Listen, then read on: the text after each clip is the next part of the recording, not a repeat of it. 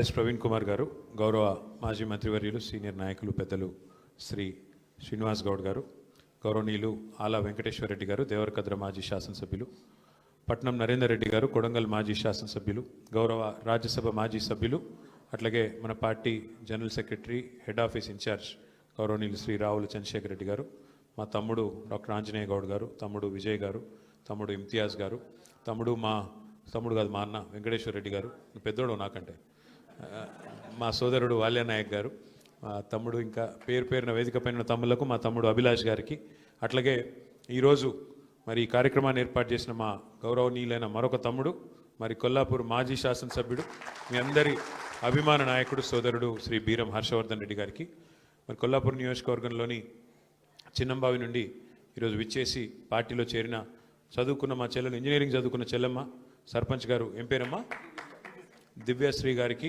అట్లాగే వారితో పాటు విచ్చేసిన మిగతా గౌరవనీయులైన సర్పంచులు, మాజీ సర్పంచులు, అట్లాగే వార్డు సభ్యులు, ఇంకా ఉప సర్పంచులు, పేరున అందరికీ స్వాగతం. కొద్దిగా నేను ఆలస్యంగా వచ్చినాను, దయచేసి నన్ను మన్నించాలని కోరుతూ, అక్కడ వేరే ప్రోగ్రాంలో ఇరుకొని పోయింటి, అందుకే కొద్దిగా ఆలస్యమైంది, ఏమనుకోవద్దని చెప్పి కూడా కోరుతా ఉన్నాం. ఈరోజు కొల్లాపూర్ ఫలితాలు చూసిన తర్వాత, ముఖ్యంగా మీరు సర్పంచ్ ఎన్నికల్లో పోరాడిన తీరు చూసిన తర్వాత, మొన్న మీ మంత్రి గారు చెప్పింది అక్షర సత్యం అని చెప్పి మా అందరికి కూడా అర్థమైంది, ఆయనకి ఇప్పటికీ జ్ఞానోదయం అయింది. ఇప్పుడు మీకు, మాకు, కొల్లాపూర్ ప్రజలకు కూడా స్పష్టత వచ్చిందని నేను అనుకుంటా ఉన్నాను. మంత్రి కృష్ణారావు గారు ఆ మధ్యన ఆదిలాబాద్ జిల్లాలో ఆడిన పోయినాడు, పోతే అక్కడ వాళ్ళు అడిగినారు కృష్ణారావు గారిని, సార్ మాది రెవెన్యూ డివిజన్ చేయాలా మాది అని చెప్పి ఏదో కోరిక కోరినారు. కోరితే కృష్ణారావు గారు మరి ఆ రోజు ఏం మూడ్లో ఉన్నాడో, ఏం ఆలోచించుకున్నాడో కానీ చాలా స్పష్టంగా చెప్పినాడు. ఏమని, మళ్ళీ మా ప్రభుత్వం వస్తుందో రాదో నాకు తెలియదు, మళ్ళీ నేను గెలుస్తానో లేదో నాకు తెలియదు, ఆయనకు తెలియదేమో కానీ కొల్లాపూర్ ప్రజలకు తెలుసు, మళ్ళీ గెలిచే సమస్య లేదు, ఖచ్చితంగా ఈసారి ఓడగొట్టేది పక్కా. ఎందుకంటే నేను ఆయన మీద ఏదో కోపంతో చెప్పట్లేదు, ఆయన మీద వ్యక్తిగతంగా నాకు కోపం ఉండాల్సిన అవసరం కూడా ఏమి లేదు. ఎందుకు గెలవరు అంటున్నా అంటే, కాంగ్రెస్ పార్టీ స్పష్టంగా ఒక్క మాటలో చెప్పేయచ్చు, రామాయణం గురించి చెప్పండి అంటే కట్టే, కొట్టే, తెచ్చే, మూడు ముక్కల్లో చెప్పొచ్చు. అట్లాగే కాంగ్రెస్ ప్రభుత్వం 2 ఏళ్లలో వీళ్ళ పనితీరు ఎట్లా ఉంది అని అడిగితే, ఎగవేతలు, కూల్చివేతలు, పేల్చివేతలు తప్ప చేసింది అయితే ఏమి లేదు. ఎగవేతలు అంటే 420 హామీలు ఇచ్చి, 6 గ్యారెంటీలని అలవిగాని మాటలు చెప్పి, అడ్డమైన అబద్ధాలు చెప్పి కుర్చీలో కూర్చున్నారు. కుర్చీలో కూర్చున్న తర్వాత ఏం చేస్తున్నారు, 2 ఏళ్ళ నుంచి నాకంటే బాగా మీకే తెలుసు, ఊర్లలో ఎంత అవస్థలు పడుతున్నారు రైతులు మీకు తెలుసు. ఇక పేల్చివేతలు, మనమేమో చెక్ డ్యాములు కట్టినాం, ప్రాజెక్టులు కట్టినాం, మీ దగ్గర నార్లాపూర్ రిజర్వాయర్ కట్టి కేసీఆర్ గారే స్వయంగా వచ్చి బటన్ ఒత్తి ఆ పంపు చాలు చేసి నీళ్లు 145 మెగావాట్ల పవర్ ఉండే పంపు పెట్టి నీళ్లు, కృష్ణా నీళ్లను మీకు ఇచ్చే ప్రయత్నం కేసీఆర్ గారు చేసినారు. మా ఆల వెంకటేశ్వర రెడ్డి గారు ఇక్కడ ఉన్నారు. ఒక్క దేవరకద్ర నియోజకవర్గంలో 36 చెక్ డ్యాములు కట్టినారు కేసీఆర్ గారు, ఒకటే నియోజకవర్గం నేను చెప్పేది. అట్లా ప్రతి నియోజకవర్గంలో అద్భుతమైన పనులు జరిగినాయి. మనమేమో ఆ పని చేసినాం, నిర్మాణం చేసినాం, వీళ్ళేమో విధ్వంసం చేస్తున్నారు.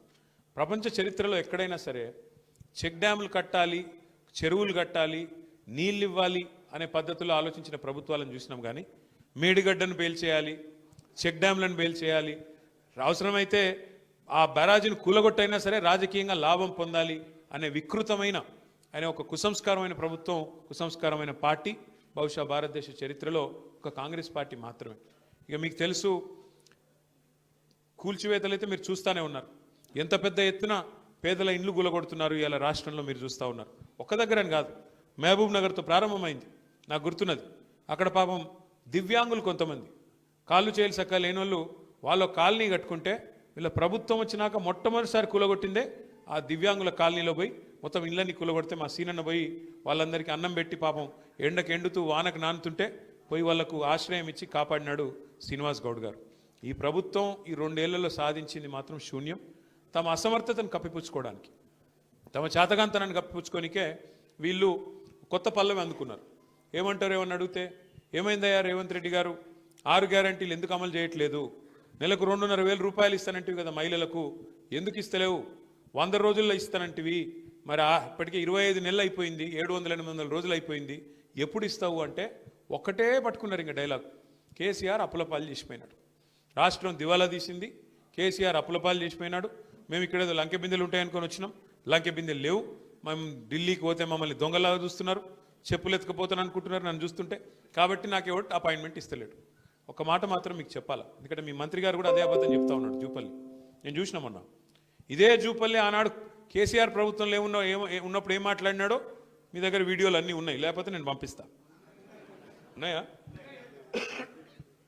ఇదే మనిషి ఇవాళ అవకాశం కోసం అవకాశవాదంతో కాంగ్రెస్లో పోయి ఆయనకు టికెట్ ఇవ్వకపోతే, మనం హర్షవర్ధన్ రెడ్డి గారికి టికెట్ ఇస్తే కేవలం అవకాశవాదంతో పోయి ఇవాళ కేసీఆర్ గారిని తిట్టేంత పెద్దోడైపోయినాడు. ఒకనాడు కేసీఆర్ గారిని దేవుడు మా పాలమూరుకని పొగిడిన జూపల్లి ఇవాళ కేవలం స్వార్థం, కేవలం రాజకీయం కోసం అడ్డమైన అబద్ధాలు రేవంత్ రెడ్డి గురించి ఇలా మాట్లాడుతూ ఉన్నాడు. రేవంత్ రెడ్డి దేవుడు, ఇంద్రుడు, చంద్రుడు, ఆయన పదవిని కాపాడుకోనికే. ఎవరికి దేవుడు రేవంత్ రెడ్డి? ఎవరికి ఇంద్రుడు? ఎవరికి చంద్రుడు? ఏది మోసం చేసి మొత్తం రైతులందరినీ, ఒకరినిద్దరిని కాదు, రైతులందరినీ మోసం చేసినాడు కదా. ఎన్ని మాటలు చెప్పినాడు కేసీఆర్ గారు. 2 పంటలకు రైతు బంధు ఇస్తే 3వ పంటకి ఇవ్వాలా అన్నాడు. 3వ పంటకి ఇవ్వవా నువ్వు రైతు బంధు అని మాట్లాడినాడు. మళ్ళీ ఇవాళ పరిస్థితి ఏంది? కేసీఆర్ గారు ఉన్నప్పుడు బ్రహ్మాండంగా మీరు అడగకుండానే నాటేసే కాలం వచ్చిందంటే చాలు ఫోన్లు టింగు టింగుమని మోగేది. 11 సార్లు 73,000 కోట్ల రూపాయలు 70 లక్షల రైతుల ఖాతాల్లో మీరు అడగకుండానే దరఖాస్తు పెట్టకుండానే పడ్డాయి. ఈరోజు ఏంది పరిస్థితి? రేవంత్ రెడ్డి ప్రభుత్వం వచ్చినాక, కాంగ్రెస్ ప్రభుత్వం వచ్చినాక ఒక్కసారి రైతు భరోసా ఇచ్చింది, ఒక్కసారి. మొదటిసారి మనం కూడబెట్టిందే రైతు బంధు ఎలక్షన్లు అప్పుడు ఆపి, ఎలక్షన్లు అయినాక యాజ్ ఇట్ ఈజ్ అదే 5,000 ఇచ్చినారు. అది కేసీఆర్ గారు ఇచ్చింది తప్ప వీళ్ళు ఇచ్చింది కాదు. ఆ తర్వాత 2 సార్లు ఎగ్గొట్టినారు. మొన్న ఒక్కసారి రైతు భరోసా అని పేరు పెట్టి, అది కూడా 15,000 ఇస్తామని చెప్పి 12,000కి కటింగ్ పెట్టి ఒక్కసారి మొన్న 6,000 రూపాయలు ఇచ్చినారు. ఒక్కసారి 2 ఏళ్లలో ఇచ్చింది ఒక్కసారి. నికార్సుగా చెప్పాలంటే ఇది ఇలా రైతు పరిస్థితి. సరే, ఇక రైతు భరోసా పక్కన పెడితే, రైతు బంధు పక్కన పెడితే ఇలా రైతుల అవస్థ ఇప్పుడే హర్షవర్ధన్ రెడ్డి గారు చెప్పినారు. క్రాప్ హాలిడే ప్రకటించే దుస్థితి, యూరియా కోసం లైన్లలో యుద్ధాలు చేసే పరిస్థితి. నేను చెప్తుంది అబద్ధమా? మీరు చూస్తున్నారు గ్రామాల్లో. మీరు చూడండి ఒక్క మాట, లైన్లు కడుతున్నారు, చెప్పులు లైన్లో పెడుతున్నారు రైతులు. మరి అవన్నీ పేపర్ వాళ్ళు ఫోటోలు తీసి, మా తమ్ముళ్ళు వీడియోలు తీసి సోషల్ మీడియాలో పెడుతున్నారు. మరి తప్పించుకోవాలా? ఏం చేయాలా? అందుకే కొత్త ఉపాయం పన్నినాడు రేవంత్ రెడ్డి గారు. కొత్త ఉపాయం కనిపెట్టినాడు. ఏమని? ఇక షాప్లో కాదు, యాప్లో ఇస్తా అన్నాడు. షాప్లో ఇయ్యడంట యూరియా, యాప్లో ఎప్పుడు ఉంటుంది యూరియా? ఆడ షాప్లో ఉంటేనే కదా ఉండేది, ఈడ షాప్లో ఉంటేనే కదా యాప్లో ఉండేది. అది లేదంట. కానీ ఇప్పుడు ఇంకొక కొత్త ఆలోచన, యూరియా కార్డు అంటే ఇప్పుడు ఈ గ్యారంటీ కార్డులు అయిపోయినాయి, గ్యారంటీ కార్డులు మొత్తం అయిపోయినాయి అంటే, ఇంకా అన్నీ అమలు అయిపోయినాయి, అన్నీ జరిగిపోయినాయి. ఇప్పుడు యూరియా కార్డు ఇస్తారంట. నేను ఒకటే అడుగుతున్నా, ఆలోచించమని కోరుతున్నా మా కొల్లాపూర్ రైతన్నలందరినీ, రైతు బిడ్డలందరినీ. కేసీఆర్ గారు 10 ఏళ్ళు ప్రభుత్వాన్ని నడిపినప్పుడు ఒక ఆటోవాడికి డబ్బులు ఇస్తే బాయికాడికి వచ్చి బంగారం వలే 6 కావాలంటే 6, 10 కావాలంటే 10 బస్తాలు వేసిపోయిన మాట యాదుకుందా? వాస్తవమేనని చెప్పేది. మరి కేసీఆర్ ఉన్నప్పుడు యూరియా కోసం కుస్తీలు లేవు, విత్తనాల కోసం పోటీలు లేవు, కరెంటు కష్టాలు లేవు, క్రాప్ హాలిడే లేవు, రైతు బంధు కోసం ప్రభుత్వం వైపు తిరిగి చూసే అవసరం లేదు. ఇవి ఏవీ లేకుండా, కడుపులో చల్లగదలకుండా రైతన్నను మరి కంటికి రెప్పలా కాపాడుకున్నాడా లేదా కేసీఆర్ గారు? ఇలాంటి కేసీఆర్ గారు మరి మన కోసం పాలమూరు రంగారెడ్డి ఎత్తిపోతల పథకాన్ని తలపెడితే 90% పనులు పూర్తి చేసి మీ నార్లాపూర్ కాడికే వచ్చి ఒక పంపు కూడా ఆన్ చేసి నీళ్లను, కృష్ణా నీళ్లను ఆ ప్రాంతానికి చూపెడితే 2 ఏళ్ళు అయిపోయింది రేవంత్ రెడ్డి గారు వచ్చి. 90% పని పూర్తయింది, కేవలం 10% మాత్రమే మిగిలింది. ఏనుగెళ్ళింది తోక చిక్కింది అన్నట్టు తోక మాత్రమే మిగిలింది. రిజర్వాయర్లు మీ కళ్ళ ముంగట కనబడుతున్నాయి కదా. నార్లాపూరు, కరివేన, వట్టెము, ఏదుల, ఉద్దండాపూరు రిజర్వాయర్లన్నీ పూర్తయి రెడీగా ఉన్నాయి. ఈయన చేయాల్సింది ఏంది? మనం అప్పటికే కాలువలు కూడా టెండర్లు పిలిచినాం. ఈయన రాగానే ఆ టెండర్లు రద్దు చేసినాడు. రద్దు చేసినాడు, మళ్ళీ పిలవచ్చు కదా. 10 పైసలతో అయిపోయేదానికి ఇవాళ పని చేయకుండా ఎందుకు చేయట్లేదు? తొందరగా చేస్తే కేసీఆర్కు పేరు వస్తుంది. పాలమూరు రంగారెడ్డి కేసీఆర్ గారు కట్టిండని చెప్పి యాద్ చేసుకుంటారు. కేసీఆర్కు పేరు వస్తుంది, వాళ్ళ పాత బాస్కు కోపం వస్తుంది. వాళ్ళ పాత బాస్ ఎవరో తెలుసు కదా మీకు. ఆయన కోపం వస్తుంది, నువ్వు మా నీళ్ళు ఎట్లా తీసుకుపోతారా, నువ్వు మా చెంచగాడు లెక్క ఉండాలి కానీ పెద్దోళ్ళలాగా యాక్టింగ్ చేస్తున్నావేంది? ఆయన కోపం వచ్చి తురుకుంటాడా? అందుకే ఆ భయంతో ఇవాళ మొత్తానికైతే కాలమూరును ఎండబెట్టే ప్రయత్నం, పండబెట్టే ప్రయత్నం చేస్తున్నాడు. ముఖ్యమంత్రి గారు మాట్లాడుతూ ఎప్పుడు అంటూ ఉంటాడు, పండబెట్టి తొక్కుతా అంటాడు. రేవంత్ రెడ్డి డైలాగ్ అది నిజమే. ఇలా పాలమూరును పండబెట్టిండు, రైతులను తొక్కుతున్నాడు. ఎక్కడలోని అక్కడ మీరు జూరాల కాడ పోయి చూడండి, అక్కడ మొత్తం క్రాప్ హాలిడే. నిన్న మొన్న పోయినారు మా నాయకులు అందరూ కలిసి జూరాలకు పోయినారు. పోయి చూస్తే నీళ్లు లేవు, నీళ్లు లేక క్రాప్ హాలిడే అక్కడ కూడా డిక్లేర్ చేసినారు. కానీ ఇలా రేవంత్ రెడ్డి వితండవాదం చేస్తున్నాడు. ఆయన ప్రభుత్వం జూరాలనే కట్టేది ఉండే, పాలమూరు రంగారెడ్డి ఎత్తిపోతల పథకం నీళ్లు లేని కాడనే మోటార్లు పెట్టేది ఉండే. ఎవడన్నా తెలివైనోడు రైతు నీళ్లు లేని కాడ మోటార్లు పెడతాడే? ఎవరన్నా వ్యవసాయం మీద అవగాహన ఉన్నోడు పెడతాడా? ఇంకా మా కర్మ ఏంటంటే, మేము కొంతమంది ఇక్కడ ఉన్న వాళ్ళం ఎమ్మెల్యేలు ఉన్నాం. ఈ మా కర్మ ఏంటంటే రేవంత్ రెడ్డి కాడ నీటి పాటలు నేర్చుకోవాలట మేము పోయి అసెంబ్లీకి. ఏ రేవంత్ రెడ్డి? దేవాదుల ఏ బేసిన్లో ఉందో తెలియని రేవంత్ రెడ్డి, ఏ వాగు ఏడుందో తెలియదు, ఏ వంక ఏడుందో తెలియదు, ఏ నది ఏడుందో తెలియదు. పోనీ అది కూడా కాదు, ఇంకా దారుణం ఏంటంటే బచావత్ అవార్డు ఏందో తెలియదు, బచావత్ ట్రిబ్యునల్ ఏందో తెలియదు, బ్రజేష్ కుమార్ ట్రిబ్యునల్ ఏందో తెలియదు, గోదావరికి ఏందో తెలియదు, కృష్ణకి ఏందో తెలియదు. ఈ మహానుభావుడు అంట వచ్చి మాకు చెప్తారంట నీళ్ళ మీద. బాక్రా నంగల్ అని ఒక ప్రాజెక్ట్ ఉంటుందన్న, మనం ఎట్లయితే ఇక్కడ కట్టుకున్నామో కాళేశ్వరం లెక్క బాక్రా నంగల్ అని నెహ్రూ గారి టైంలో అక్కడెక్కడో హిమాచల్ ప్రదేశ్లో ఉంటుంది. అది అక్కడ ఉత్తర భారతదేశంలో అక్కడ ఆ మూలకి హిమాలయాల కాడు ఉంటుంది. మొన్న రేవంత్ రెడ్డి గారు స్వాతంత్ర దినోత్సవం రోజు ఉపన్యాసం ఇచ్చిండు ఈడ. అది చూసి ఏడ దుంకి సావాలని అర్థం కాలే మాకు. బాక్రా నంగల్ ప్రాజెక్టు తెలంగాణలో ఉన్నదని చెప్తున్నాడు ఆయన. ఇక ఈయన అంట మాకు వచ్చి మాకు నదుల గురించి, మాకు నీళ్ళ గురించి ఏది కేసీఆర్ గారికి వచ్చి ఇంకా ఈ పార్టీ దానికి కేసీఆర్ నువ్వు రా అసెంబ్లీకి, ఏది ఈయన కాడ నేర్చుకోవాలా బాక్రా నంగల్ యాడున్నది, లేకపోతే చెక్ డ్యామ్ని ఎట్లా బెయిల్ చేయాలా, మేడిగడ్డను ఎట్లా బెయిల్ చేసినాం, ఇవన్నీ చూపెట్టనీకే పీపీటీ పవర్ పాయింట్ ప్రజెంటేషన్ ఇస్తారంట. దయచేసి మీరు ఒక్కటే గుర్తుపెట్టుకోండి, కొల్లాపూర్లో మీ అందరితో ఒకటే ప్రార్థన. సరే జరిగింది, మనం ఎందుకు ఓడిపోయినాం 2023లో ఏ కారణం చేతనో మహబూబ్నగర్ జిల్లాలో కేవలం 2 సీట్లు వచ్చినాయి, నడిగడ్డలో, గద్వాల, అలంపూరు, మిగతా 12 కూడా మనం ఓడిపోయినాం. కొన్ని చోట్ల మీ వాళ్ళు కూడా ఏమనుకున్నారంటే పోతే మా హర్ష ఓడిపోతాడులే కానీ కేసీఆర్ గారు ఉంటాడులే అనుకున్నారులే. కొల్లాపూర్లో కూడా పోతే హర్ష పోతాడేమో కానీ అనుకున్నారు. అట్లా చాలామంది అనుకున్నారు. అట్లా పక్కన నాగర్ కర్నూలు అనుకున్నారు, కల్వకుర్తులు అనుకున్నారు, కోడంగల్ అనుకున్నారు, మిగతా 12 నియోజకవర్గాలు అనుకునే వరకు కేసీఆర్ గారి పదవి కూడా పోయింది, మొత్తానికి పార్టీ కూడా ఓడిపోయింది. అందుకే ఈసారి దండం పెట్టి మీకు చెప్పేది ఏమంటే, సర్పంచ్ ఎన్నికల్లో నిజంగా కూడా చాలా గొప్ప ఫలితాలు మీరు సాధించారు కొల్లాపూర్లో.